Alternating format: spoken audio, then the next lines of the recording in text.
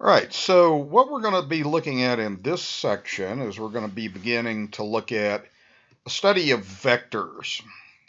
First of all, vectors are really big in physics and in other areas as well. And vectors basically have these things. They have these characteristics. They have a magnitude, they have a length to them, and they have a direction. So you can think of a vector as an arrow. It's going in some direction, and it's got a specific length to it, right? Generally, we represent vectors different ways, and I see it in different textbooks. It's worth knowing the different ways you'll see this. Sometimes you'll see like a vector V that's in boldface type. You might see like a V with a arrow on top. That's kind of the way I learned. You might see a little hat on top. I've seen that before. So it can be represented in different ways. I'll probably use this most often. I think that's clearly, it's hard when I'm going through this to use boldface type. I don't like that. I kind of prefer this way. So when a vector is multiplied by a numeric value, you call that a scalar. So we're going to look at something we call scalar multiplication.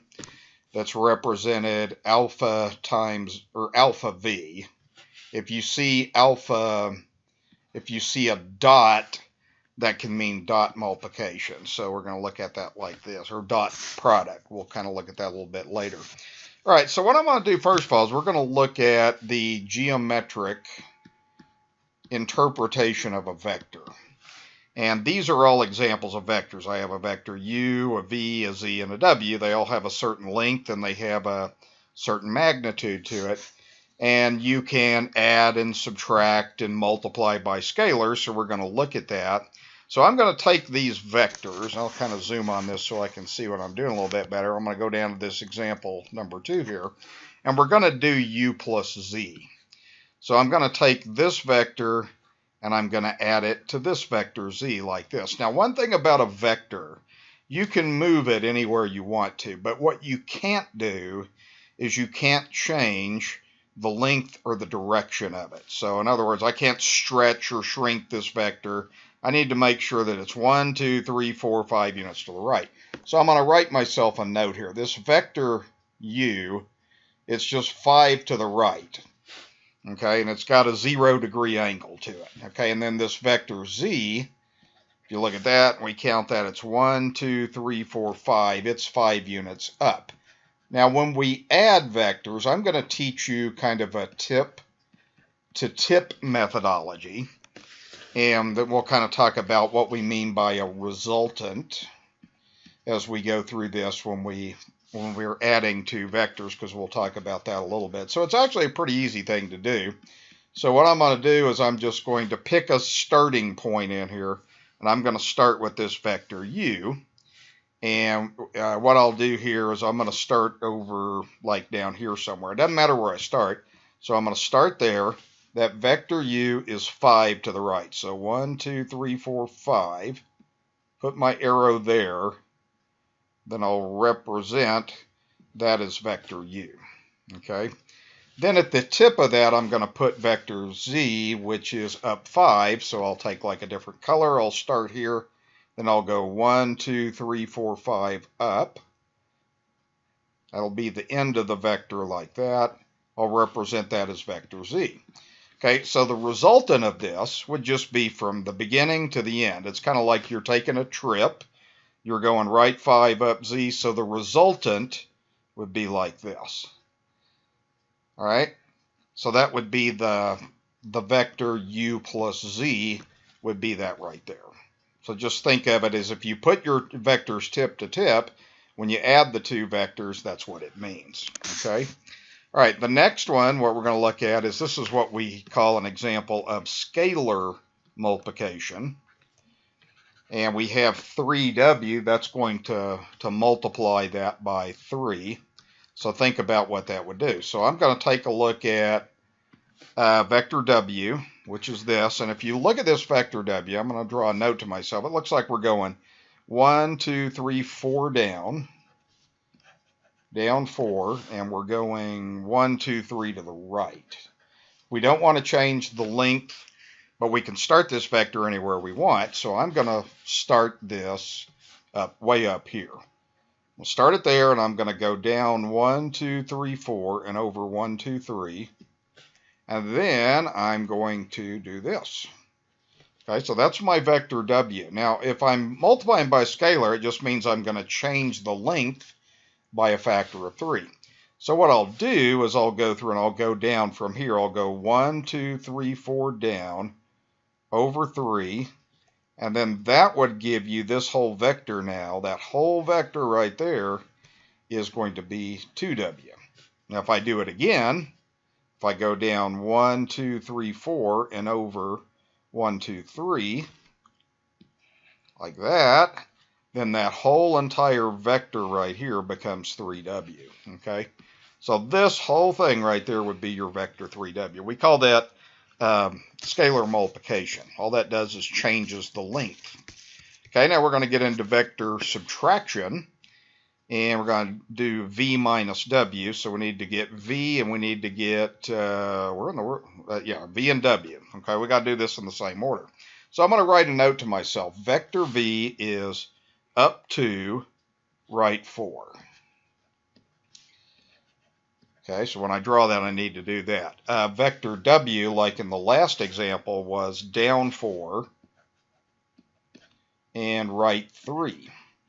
Okay, now what we do with this is when we do vector V minus W, what we do kind of what we're used to doing in algebra or arithmetic anyway, we write that as V plus negative W. And that negative W is just going to go in the opposite direction.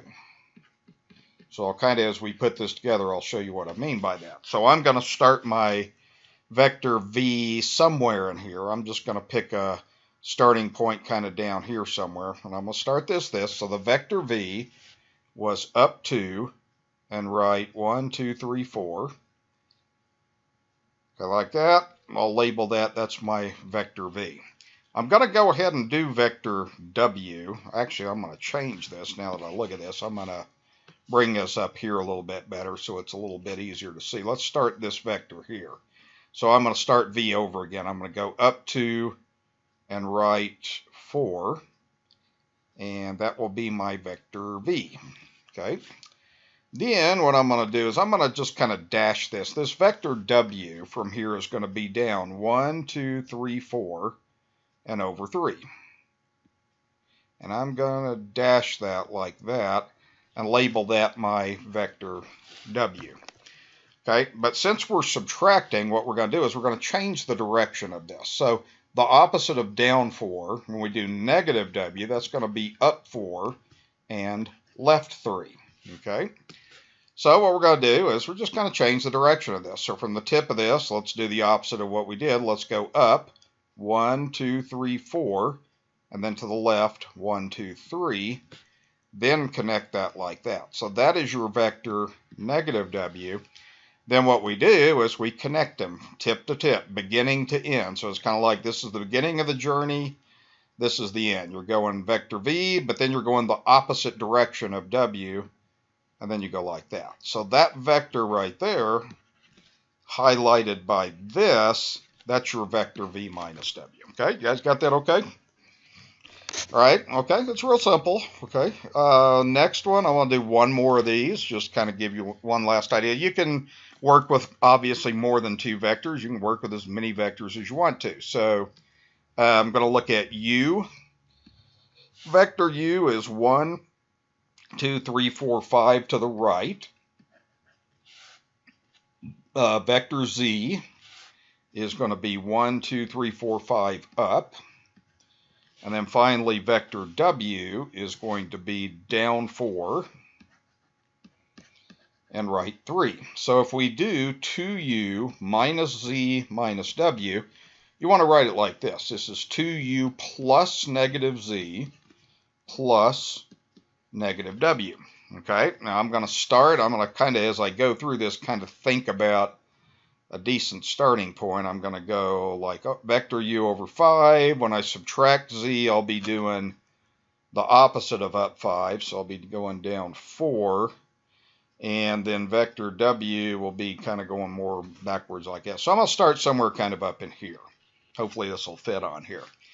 Okay, when I do 2u, that means that 2u is going to be to the right 10. Okay, so we're doing a scalar multiplication there. So I'm going to do that 1, 2, 3, 4, 5, 6, 7, 8, 9, 10.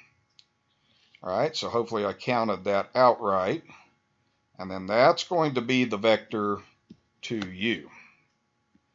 Okay, now I'm going to do add negative z. Okay, well, negative z is going to be not up 5, but down 5. So I'm going to go from here, 1, 2, 3, 4, 5, down, like that. So that's my negative z.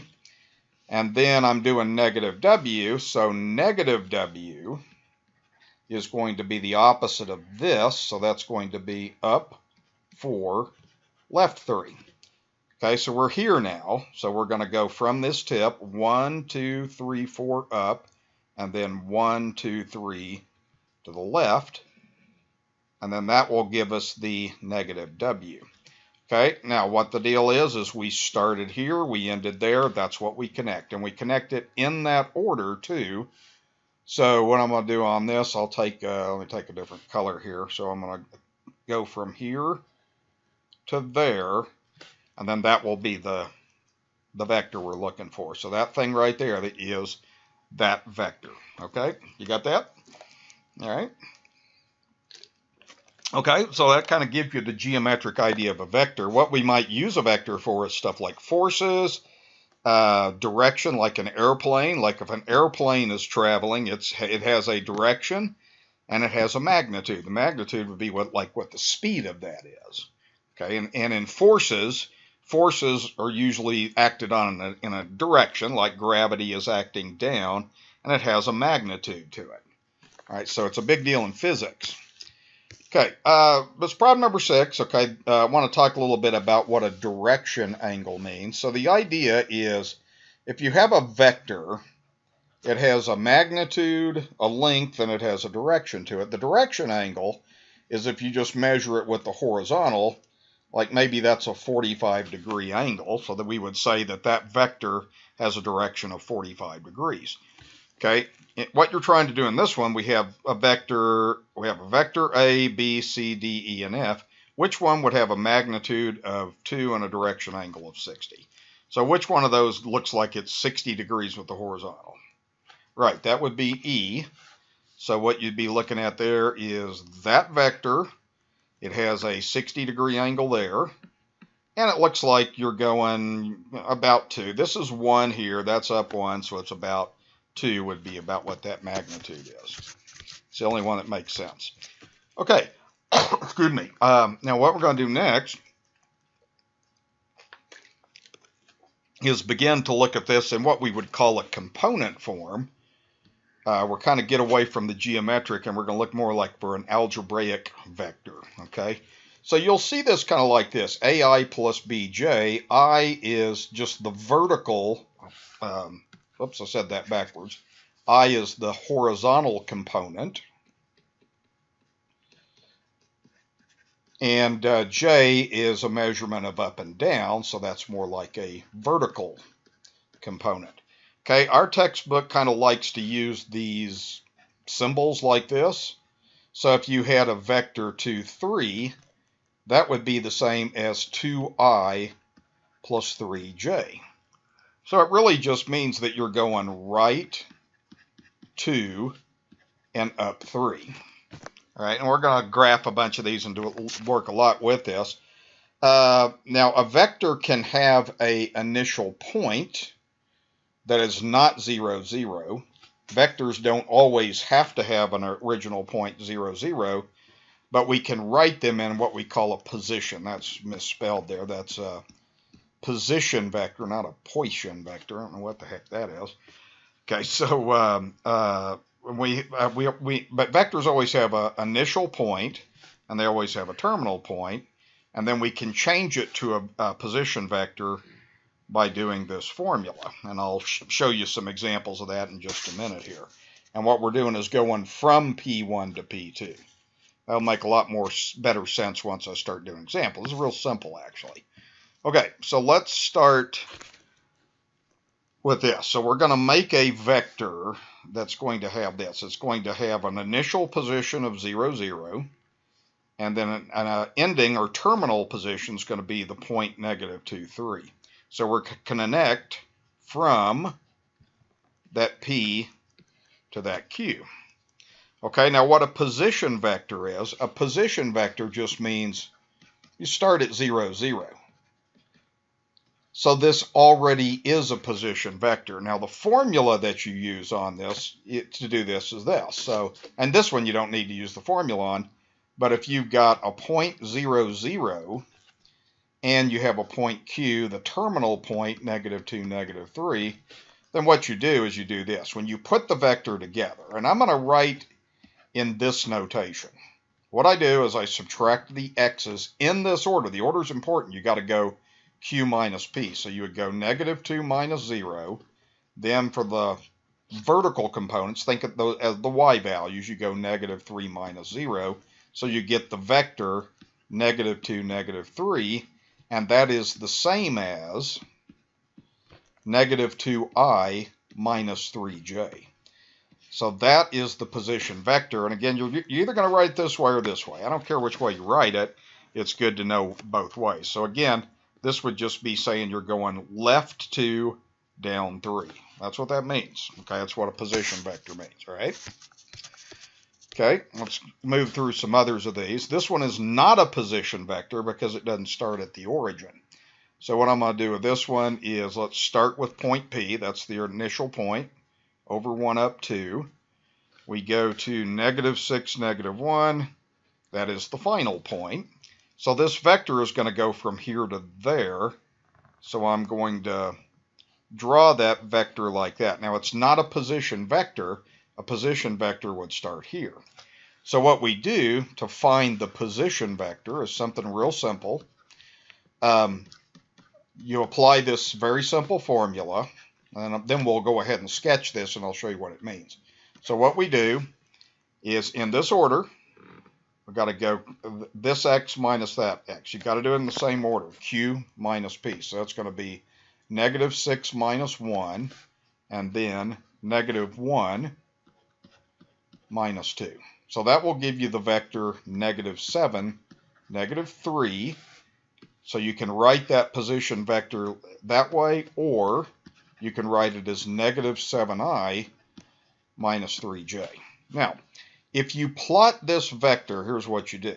Okay, that just means the vector is going to start at the center, and we're going to go left 7 and down 1, 2, 3. Now, what I want you to notice on this is these vectors have the same length and the same direction. So like I said, you can move a vector anywhere you want to, but you can't change its direction and you cannot change its length. It's always got to have the same magnitude and direction. Okay? Oh boy, what did I do here? Sometimes when I export these files to a PDF, something gets lost, so let me fix this real quick. So I'm so mad when it does that.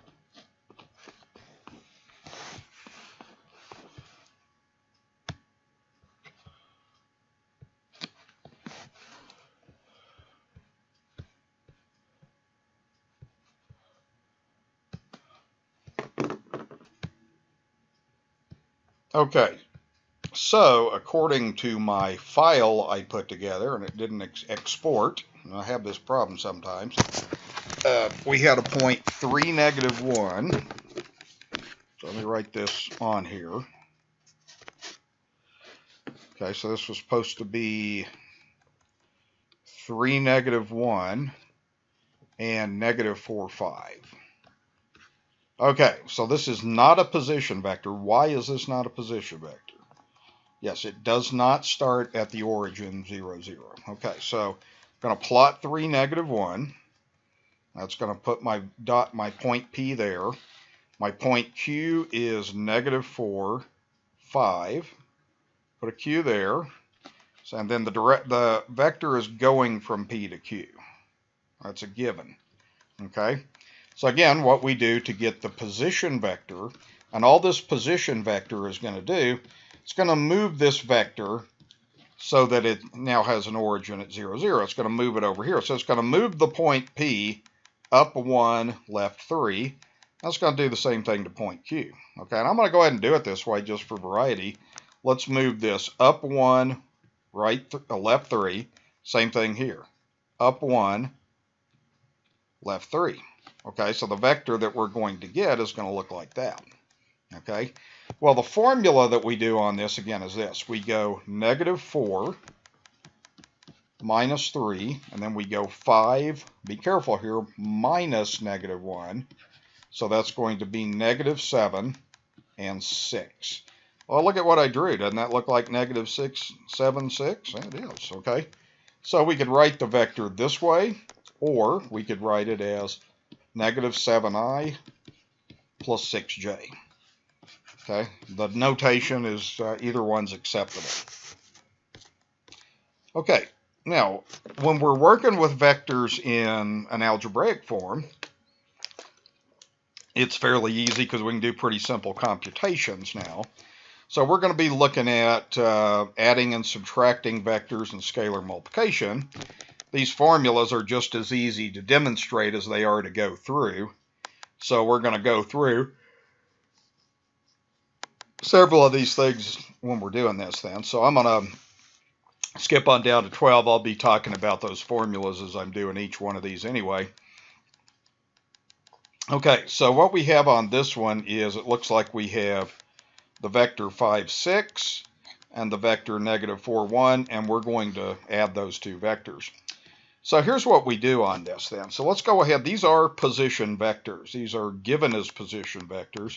So to do a vector u, I'm just going to start at the origin, and I'm going to go over 5 and up 6. Thing there. Let's do that. You want to go ahead and draw that and label that vector u. Go ahead and graph out vector -4, 1. So we're going to go back the origin, left 4, up 1. Again, connect the arrow from the origin to that point, and then that will be your vector v. Okay? Now, when we learned how to do this, how to add vectors geometrically, we put tip to tip. So what we actually would do is we could either slide the vector u over there, or we could slide the vector v up here. So it would kind of be going like that, and then that resultant vector would go right there. Okay. Well, when we're working with these things in this form, if we're doing u plus v, well, turns out all we do is we just add the x components. So we're going to do 5 plus -4. Then we're going to add the y components, which is 6 plus 1. So we get 1, 7. Now, if you plot that vector, I'll pick a orange color or something, we would go over 1, up 7, and look at that. Okay, that's kind of what you would think would happen. That's the resultant. And when we add vectors, you can think of that as a resultant force. I want you to think of this way, and this will help you understand how this applies to physics. Let's say that this is a pool ball. Okay? Somebody is hitting the pool ball this way with this force. This vector is more forceful for this one in that direction. Somebody is tapping the pool ball this way at that force. So if they tapped it precisely the same time, what do you think would happen to the pool ball? Absolutely, it'd go that direction. Okay, so it's a resultant force when you add vectors. That's what it represents in the quote quote real world. Okay, and it's a big deal in physics. Okay. All right, so let's go to number 13. So what we have is we have these two vectors, and this time we're going to do vector subtraction. Okay, so to begin with, we have 3, -6. And just for something a little bit different, if you have the vector u being 3, -6, remember that that can also be written as 3i minus 6j. Okay, the vector v is given as -4, -1. That can also be written as -4i minus 1j. Okay, so let's go ahead and let's put this together. So let's plot out vector u. Vector u is over 3 down 6. Like that. So that's my vector u. Vector v is left 4 down 1. Like that. Okay, now when we put this together, when we do u minus v, well, we're going to do this like this. Okay, if we do this, we're going to go like this. We're just going to take these and subtract these in the same order. So we're going to go 3 minus -4 since we're subtracting. Then we're going to go -6 minus -1. So that would end up giving 3 plus 4 or 7. This would be -6 plus 1. So that's -5. Okay, so that would be the answer of the problem. Or you could write that as 7i minus 5j. Okay, well, let's plot this then. See if it looks right. Okay, we're going to go, and again, I like that orange color. So let's go like this. I'm going to go right 7, down 5. That vector would go like that. Okay, so that is your vector u minus v. Now, when we learned how to do this u minus v, actually what we learned how to do geometrically is this vector would go in the opposite direction. So instead of 4 left, down 1, it would go up 1, right 4, like that. Now, if you look at that, doesn't that kind of look like the resultant? Absolutely, okay, because remember what you could do is you could slide this vector u over so it's tip to tip. This thing moves over here, and then you would have that like that. Okay, it's easier to work with the algebraic form of vectors. There's no guesswork in it. Geometrically, there's no guesswork either. It's just a little bit, you got to count stuff out. Okay, let's take a look at this one. So we have the vector v is equal to 2, 3. And that can be written as 2i plus 3j. So I'm going to plot that out. So I go right 2, up 3. I'm going to run out of room on this one too. So what we would do with this, when we do scalar multiplication, we're doing 5v. Well, what we do is we just do 5 times 2, and then 5 times 3. Okay, so that's going to end up just giving 10, 15. Okay, I'm not going to plot this vector, but if you went way over 10 and up 15, well, you would have a vector that just changes the magnitude. So it changes the magnitude by a factor of 5. That's what that does. Okay, if you look at it this way, like if we have the vector 2i plus 3j, if we do 5v, then all we're going to do is just multiply that by 5. So it's kind of like a distributive property. So you can do it that way and write it in that notational form if you want to, like that. So the answer can be written one of those two ways. Okay. Okay, so what I want to do here is I'm going to pause just for a minute here, and I'm going to let you all work this one out. I don't know if it'll fit on your graph or not, but at least graph your 3 vectors, get the answer, and you probably won't be able to graph it. It'll probably be out of room, but that's okay. Just mostly get the answer. So I'm going to pause this for a minute, let you do that, and then you should pause also and check. Okay, well, let's go ahead and take a look at how this goes now. So I'm going to start with this vector. Let's start with this 5, 5. So you should have went over 5, up 5. Do this real quick, and we'll check that. So that's vector v. Vector w should have went over 4, up 5. And finally, the third vector would be left 6, down 3. So plotting vectors is very easy. It's just like plotting points. Okay, now what we're doing is we're doing v plus w plus 6 times u.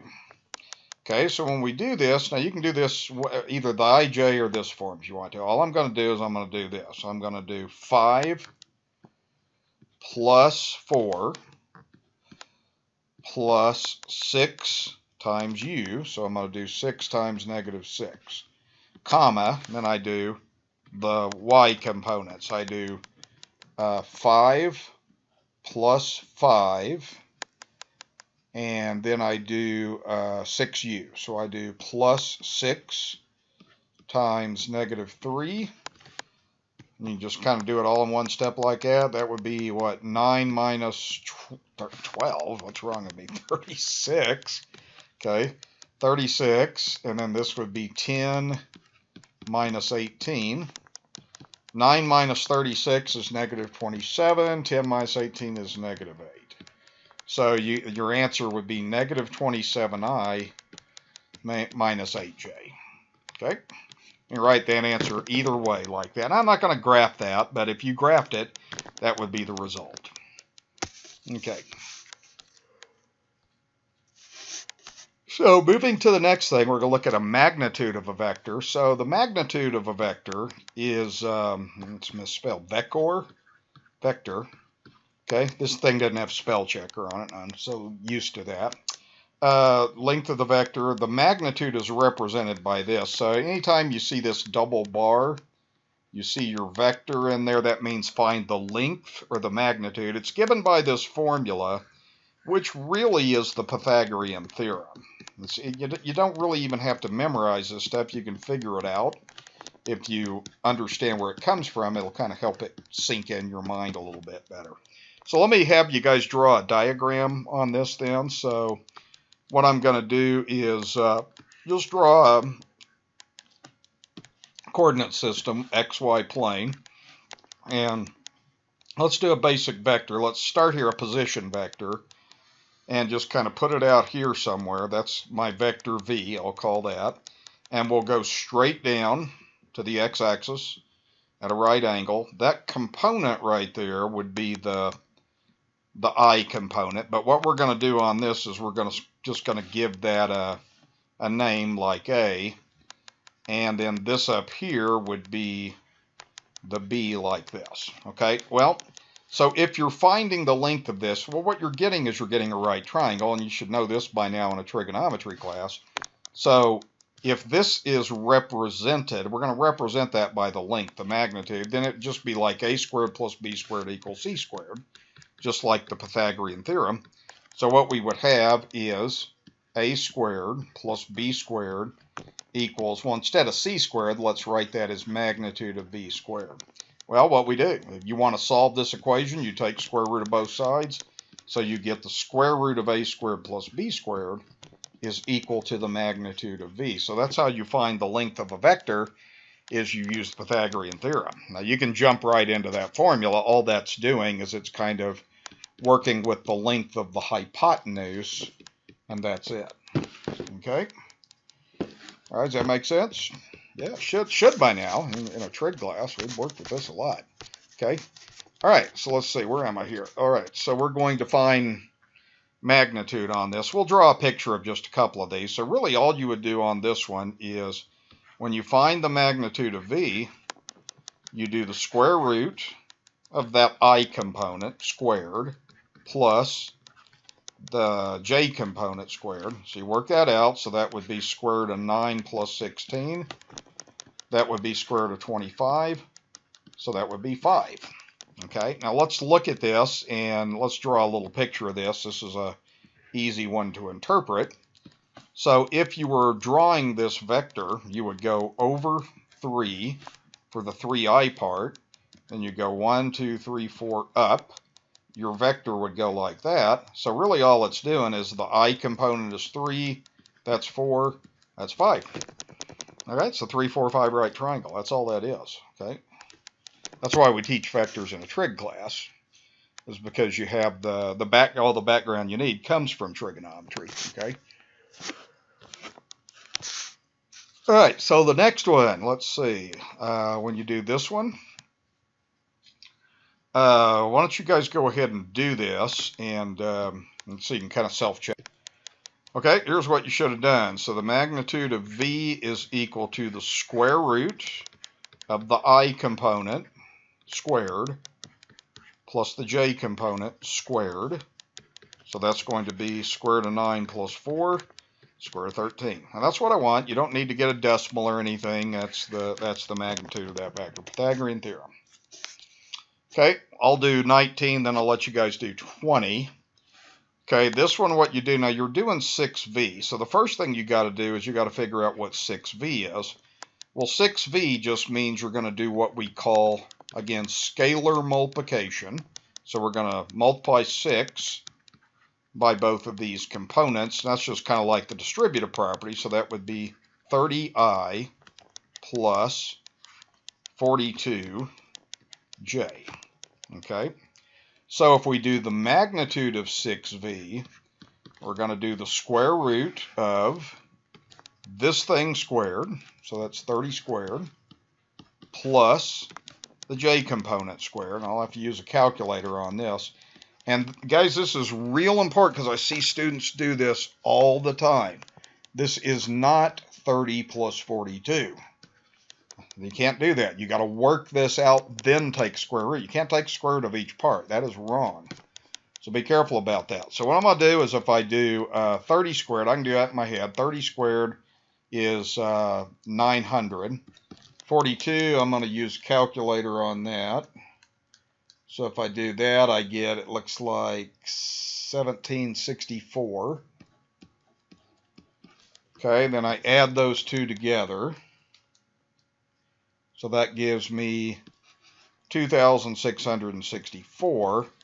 And this one, I'm going to take this on a calculator. I'm pretty sure this isn't a perfect square. Yeah, so, I mean, you could leave it that way, or you could round it off. It's about 51.6. Okay, so this could be written that way, or it could be written that way. Yeah, if you...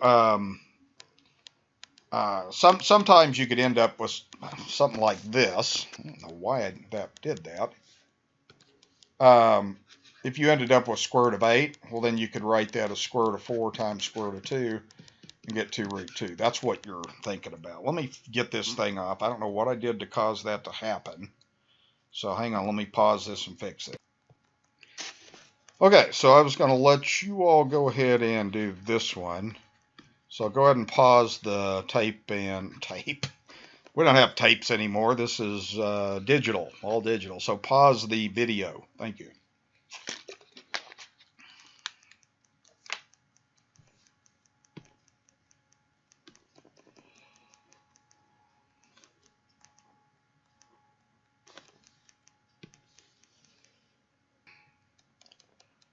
Next thing here is the magnitude and direction.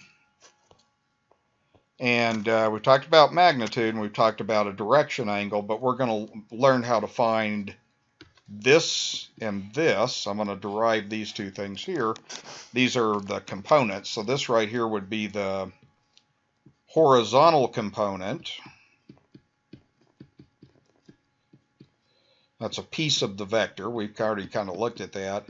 And then this part that says AY or A sine theta would be what we call the vertical component. All right, now I'm going to draw a diagram. You probably should draw this little diagram on here so that you can have this in your notes. And what I'm going to do here, let's just draw a coordinate system, and let's draw a general vector with an angle. So let's say that you have a vector that's going out like that. We're going to call that vector V, and let's say that this angle is theta. And then let's go down like this. I'm going to call this Vx, and I'm going to call this Vy. Okay? Well, so here's what you do on this, all right? So if you want to work with the horizontal component, okay, what we do is we do this. We say the cosine of theta, and remember the cosine is the adjacent over the hypotenuse. So since cosine's adjacent over hypotenuse, we say Vx over v. Now that vector v, we're going to look at that as its magnitude. Okay, then I can solve this equation. So I could multiply both sides of this equation by that magnitude. And what I get is I get this important result. So I end up getting the horizontal component is going to be this. So Vx is equal to the magnitude of the vector v times the cosine of that angle in between.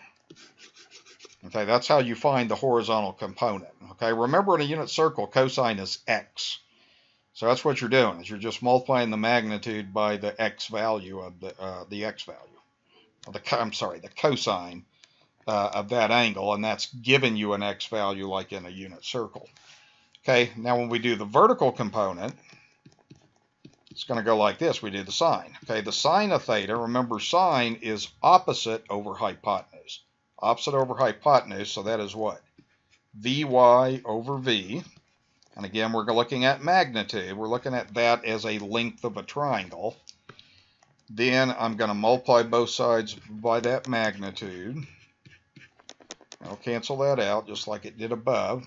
So I end up getting this result. I get the vertical component, Vy, is equal to the magnitude of v times the sine of theta. And you want to get these two things written down because you're going to use them a lot. So that's kind of the result that I'm after. Okay? All right. Okay, moving this next page, and we're going to work with that a little bit. You're given a magnitude of a vector. Now this has absolute value. I don't like the way this comes out. It really should be like that. Okay, but that's the magnitude, and then that's the angle. So what we're going to do is just kind of crunch these out. So let's, on this one, just kind of draw a rough diagram of what we have here. We have a position vector, and it's at a 64.8 degree angle. So what we have is that angle is 64.8 degrees, and this magnitude is given by 10.3. Okay, so what we're doing is we kind of make a triangle out of this, and then that part right there is going to be Vx, okay, and this part right here is going to give Vy. Okay, so if we find Vx, what we do is we do the magnitude of v times the cosine of the angle in between. So that's going to end up being, the magnitude is 10.3, and then we have the cosine of 64.8 degrees. And if you forgot this, hey, what would you do? You would just go cosine of 64.8 is adjacent over hypotenuse, and you'd be able to figure it out okay. Right, now I would take my calculator. Now I need to make sure my calculator is in degree mode and everything, and you can do this along with me if you want. So we would just do 10.3 times the cosine of 64.8. I'll round this off to like 1 decimal. I started with 1 decimal, so I'll do that. So this is going to be about 4.4. Okay, approximately. Okay, now I'm going to do Vy. So Vy is the magnitude of v times the sine of theta. So the magnitude was given as 10.3. The angle again is 64.8 degrees. And again, I'll just do this on my calculator. So I'll take 10.3 times the sine, 64.8. And that's going to give about 9.3. Okay, so that's what we have. So that's what your x component and y component is. So if you wanted to put this together, then this vector v would actually be equal to 4.4i plus 9.3j. Or it could be written just in this symbolism like this. Okay, what in the world did I just do? All right, there we go. Okay, so let's see, I'll do 23. I'm not going to draw a diagram on this, then I'll let you crunch out 24. Okay, what in the world? Why is that coming up? Okay, so on this one we're going to do Vx, and what that's going to give you is, again, we're going to do magnitude of v times cosine of the angle theta, so that's going to be 107.7. cosine of 111.2 degrees. So in degree mode, I'll take my calculator. 107.7 cosine 111.2. Rounded off to 1 decimal, that's going to give approximately negative 38.9. Okay, Vy, the y component of the vector, would be magnitude of V times sine of theta. So that's going to be 107.7 sine of 111.2 degrees. So if I put that in, 107.7 sine 111.2, and that's going to give 100.4. So that means your vector could be written as negative 38.9i plus 100.4j. All right, that's it. Okay, try the next one. Let's go ahead and pause. And it goes off my alarm clock again. It's 7:24 p.m. Okay. Okay, so let's see how we did here. So again, what you want to do on this, the Vx, you would just take the magnitude times the cosine of the angle. And then the y component, you would just take the magnitude times the sine of that angle like that. Okay, so I'm going to put that in my calculator. 78.3 cosine 191.7. Okay, round to 1 decimal, that looks like negative 76.7. And then the next one, 78.3 times sine 191.7 is going to give negative 15.9. And the thing about this is, the reason they're negative is because it's a 191 degree angle. So if you have a vector at that 191 degree angle, this is in quadrant 3. Aha, they're both negative. See how it should all make sense to you, okay? Right? Then that's your answer to your problem right there. And then if you wanted to write the vector, you could write that as negative 76.7i, minus 15.9 times j. All right, and that's it. Okay, now we're going to move to the next thing. This is kind of doing this backwards. It says find the component form of the vector with the given magnitude and direction angle to it. Okay. So, and this is what we just did. I mean, it's just, I don't know why I probably shouldn't have done both of these things. But really all you're doing on this is the I component is just going to be the magnitude times the cosine of 67.7. The J component is just going to be the magnitude times the sine of that. And then you put this together in a component form. I was doing that on the other problems too, but I guess I wasn't supposed to.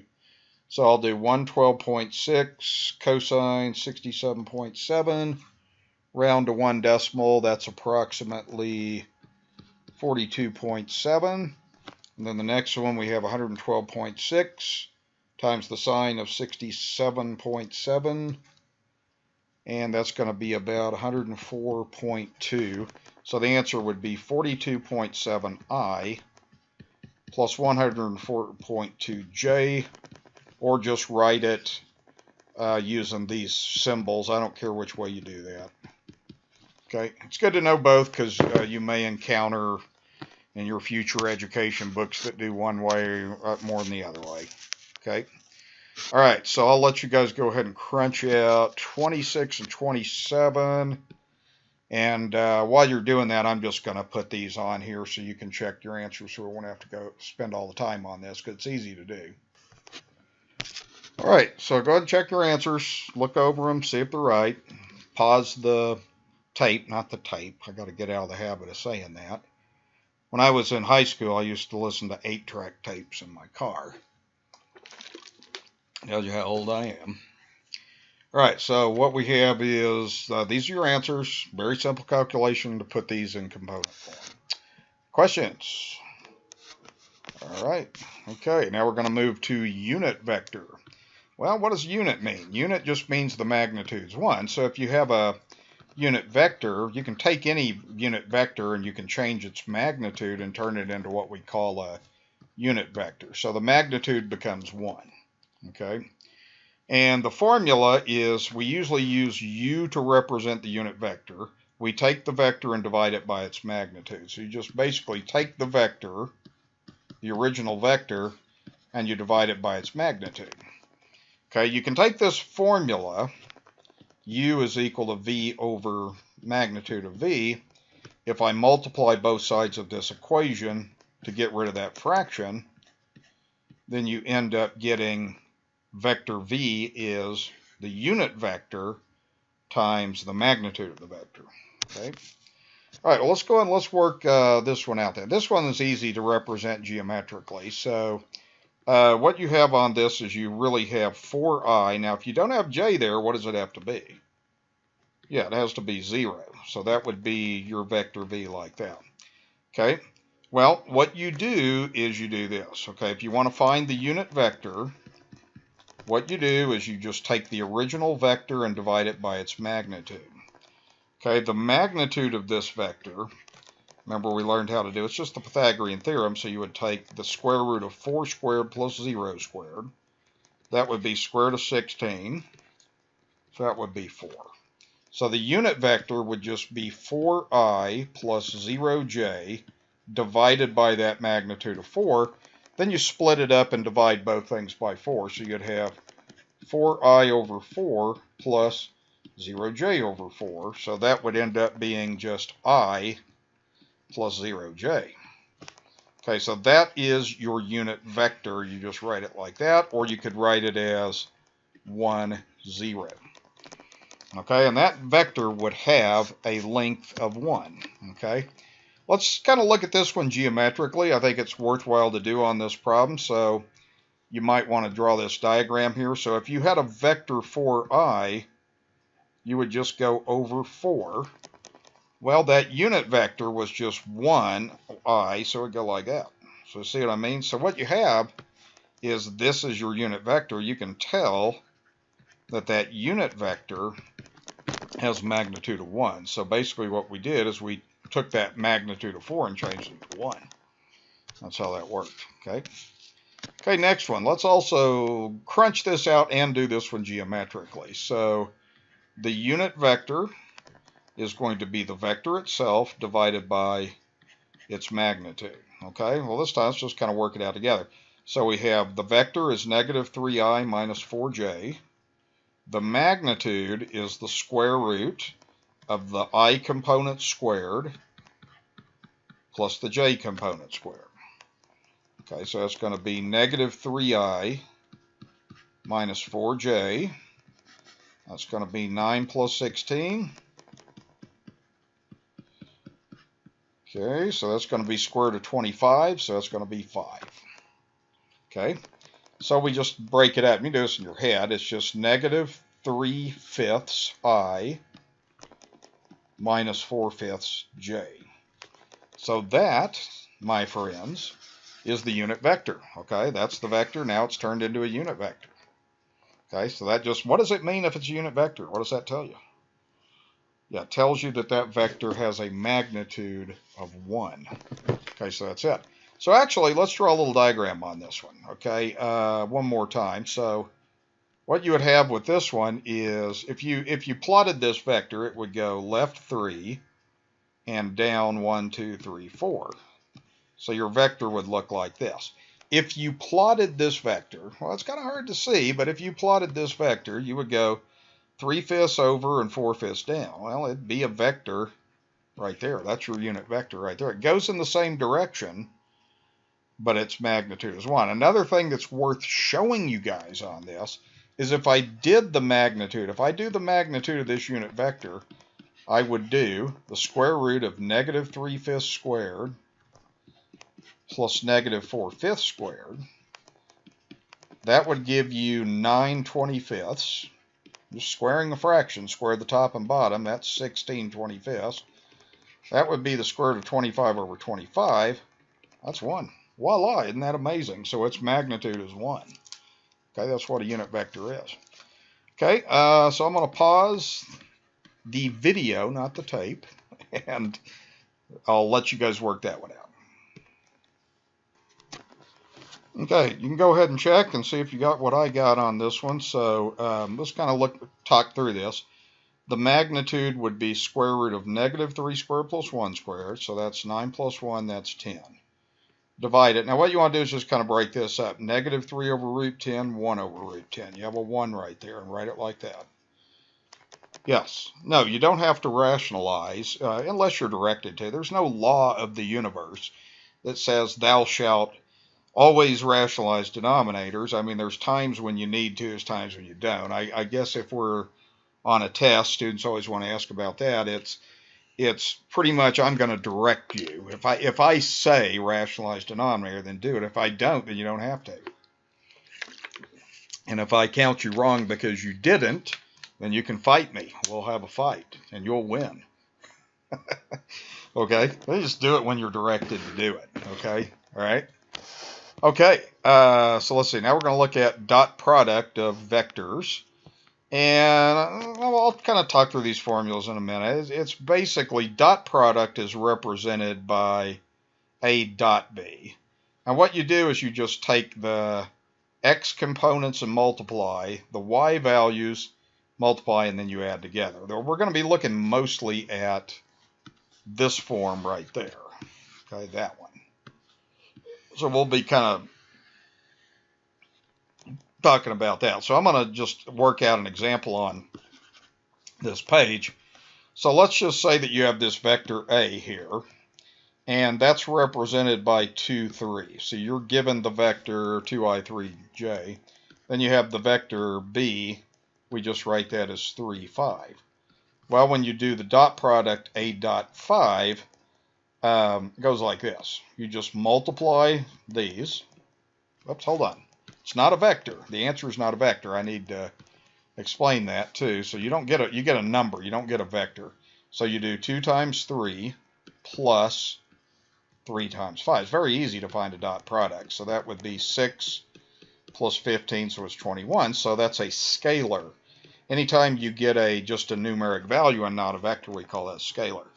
That's how you do a dot product, and we'll talk kind of what they are in this class, but we're not going to get very deep into the geometry of this. So we just want to kind of know how to crunch out a dot product. Okay? All right, so if we do the dot product on this one, v dot w, very simple. What you do is just take the I components and multiply, so that's 1 times 6.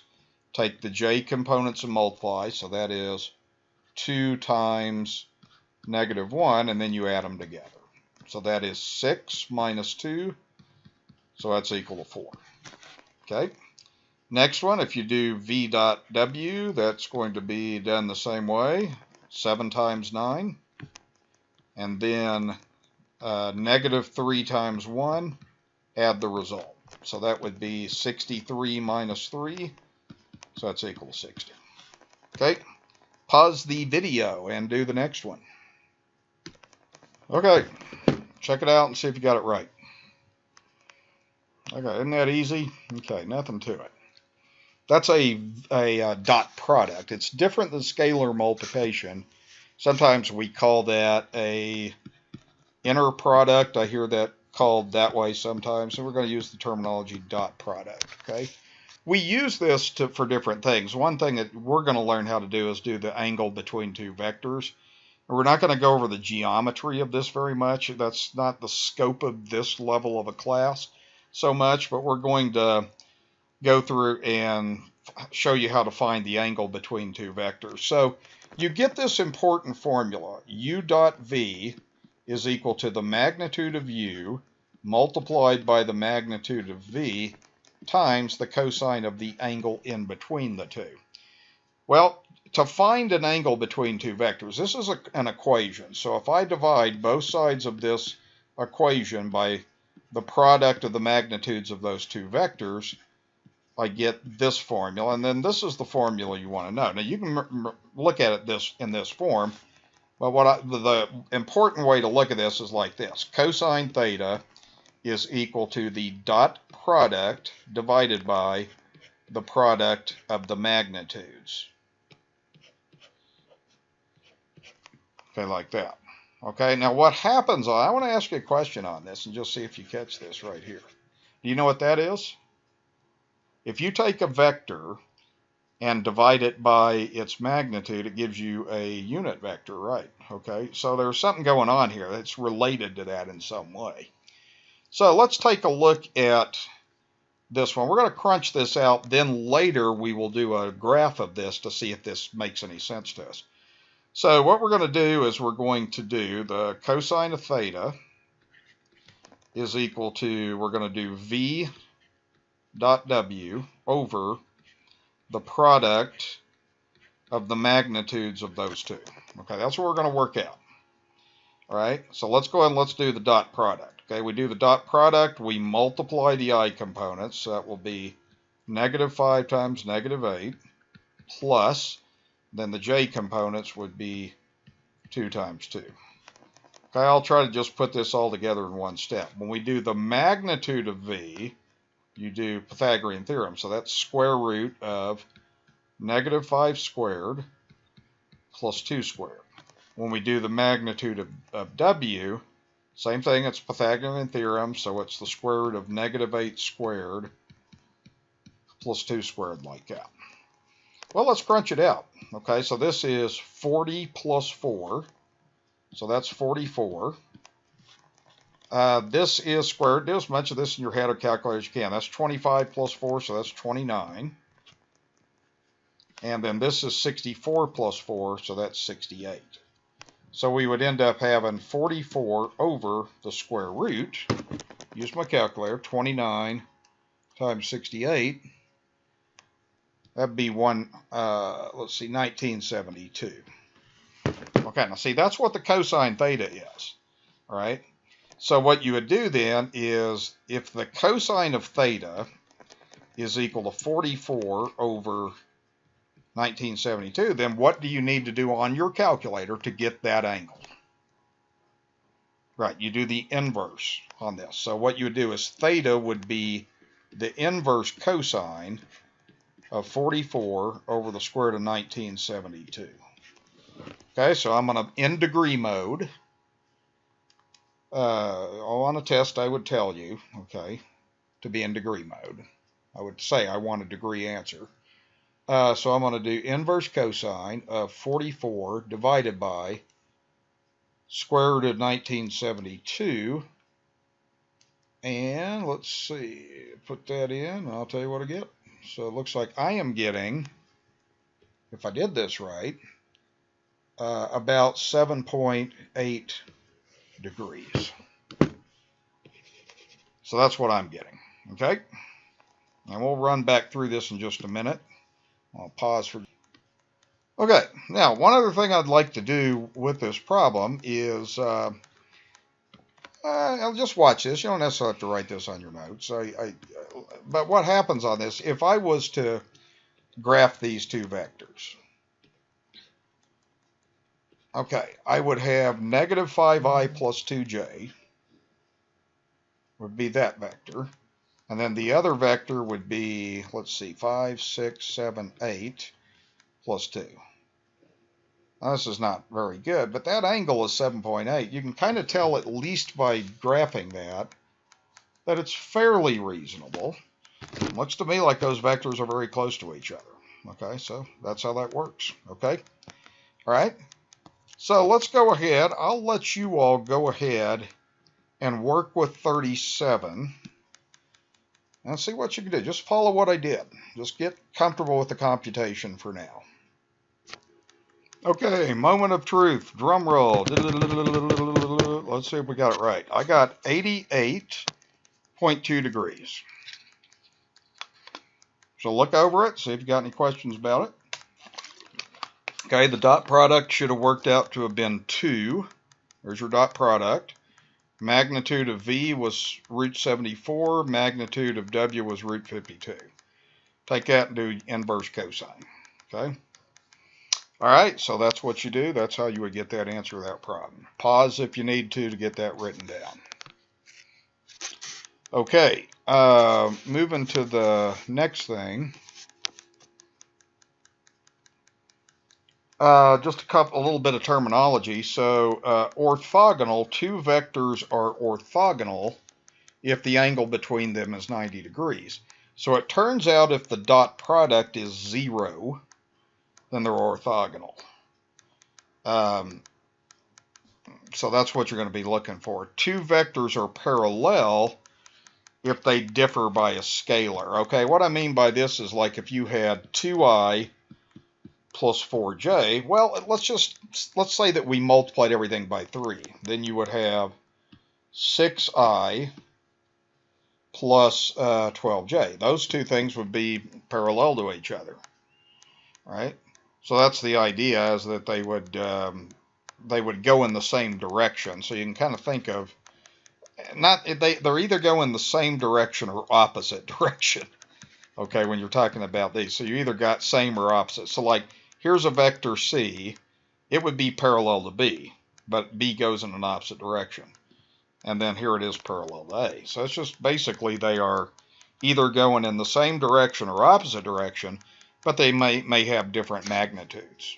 Okay, right? So orthogonal is kind of the same as perpendicular. Perpendicular is, we use that terminology for angles. We use orthogonal for vectors. Okay, right? This thing you don't need to know, but if the dot product is 0, then it means they're orthogonal. If the dot product is greater than 0, it means the angle is acute. And if the dot product is less than 0, so if it's negative, then it means you might have an angle like that. Okay. Okay, 39. Which vectors are parallel? So all you got to do is take this vector here and see if any of these are formed by multiplying by something. So if you take this one, if we multiplied everything by 2, would we get this? Yes. So if we do 2 times v, we would get 2 times I minus j. So that's 2i minus 2j. That means that one is parallel. The other ones aren't. Okay, they're not scalars of each other, is what we will say. So that one's parallel. Okay, which of the following vectors is parallel to this one? So now we have v equals negative 10i minus 8j. Well, let's see. Let's think about this one for a minute here. Let's see. What do you think? Okay, I can cross that one out. There's no way that if the I and j component are different here, they're still going to be different. Okay, also this one, if you multiplied by 2, so if you multiplied 10 by 2 to get this, then 8 times 2 would be 16, so that's no good. Let's go to this one. Okay, multiply that by 2. If you multiply that by, or actually if you multiply that by negative 2, what you would end up having on that, if you multiply by negative 2, you would get 20. And if you multiply that by negative 2, you would get that. So that's the one. Okay, so the idea is if you just take negative 2v, you get negative 2 times negative 10i minus 8j. So that would give 20i plus 16j. So that's the right one. Okay. All right, you guys look at the next one and see what you come up with. Okay, let's see what you come up with. Well, I got my I on B here. So if I was to take I plus 2j, and if I multiplied both of those things by a half, I would get 1/2 I plus 2/2 j. So that would be 1/2 I plus j. That'd be the one. Okay, so sometimes you can multiply by a fraction. Okay, next thing. Are these vectors, excuse me, parallel, orthogonal, or neither? So what I recommend on these, first thing is just think in your mind, is there anything I could multiply v by to get w? If something comes to you, then they're going to be parallel. The next thing I would do is I'd do the dot product. So we're going to do v dot w. Okay, so we're going to do 3 times 1, multiply the I components, add the product of the j components, Let's see what we get. Well, we get 3 minus 3, we get 0. So what we get is, since that dot product is 0, what did we say a minute ago? Right, we say that's orthogonal. Okay, so let me show you kind of what's going on this problem. If they're orthogonal, what does that mean? Right, it means that they are perpendicular. They're at the angle between them is 90 degrees. So if we were going to go through and plot out these angles, let's see if they are these two vectors. Let's see if they look orthogonal. First vector would be over 3 up 1. So that's your vector V. Your second vector would be over 1 down 3. That'd be your vector W. They look pretty perpendicular to me. Now we just say orthogonal since we're talking about vectors. So the thing is, that is a 90-degree angle. Dot product 0. Case solved. Next one, can you multiply V by anything? I always start by just doing the dot product. So let's do that. So that would be 2 times 3 plus 3 times negative 2. So that's going to be 6 minus 6 equals 0. And your conclusion is what? It is orthogonal. All right, that's it. Okay. Go to the next one. Start by doing the dot products. It's so easy. So V dot W would just be 3 times 6 plus negative 1 times negative 2. So that's 18 plus 2. That's 20. It's not equal to 0. So therefore, it is not orthogonal. Okay, well, let's look at this now. Okay, is there anything you can do, anything you can multiply this vector by to get that? There you go, multiply by 2. So see, 2 times V would be 2 times 3i minus j. So that's 6i minus 2j. That's equal to W. Therefore, what do you know? They are parallel. Okay, and what would happen on this now is the only way you're going to really understand this stuff is to graph it, and then it'll make things crystal clear. It really will. So if I was to go through and graph these two vectors, the first one would be 3i minus j. So that is your vector V. The second vector is 6i minus 2j. What do you notice? Exactly. They're going in exactly the same direction. It's just the magnitudes are different. So they either go in the same direction or opposite direction. That's what makes them parallel. Okay? All right. So let's go to this one. I'll let you guys see if you can figure this one. All right, drum roll. What'd you get? Neither. Potato, patata. You ever heard that song? Tomato, tomato. So it's neither. All right, and what happened on this one, if you did the dot product, which you should have done, you would get 12. So it's not orthogonal. The dot product has to be 0 for it to be orthogonal. Then the question is, can you multiply 4i by anything? Can you multiply it by something to get this? And the answer is no, so it's neither. All right. One last thing we'll kind of look at is the idea of a resultant.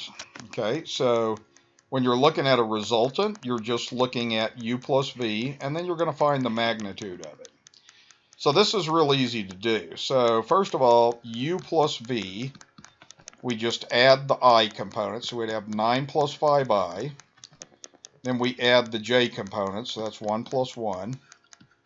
So vector u plus v is going to be 14i plus 2j. Now if we do the magnitude of this vector sum, we would do Pythagorean theorem. We'd do 14 squared plus 2 squared. I think we did this same problem earlier. Deja vu. That's 196 plus 4.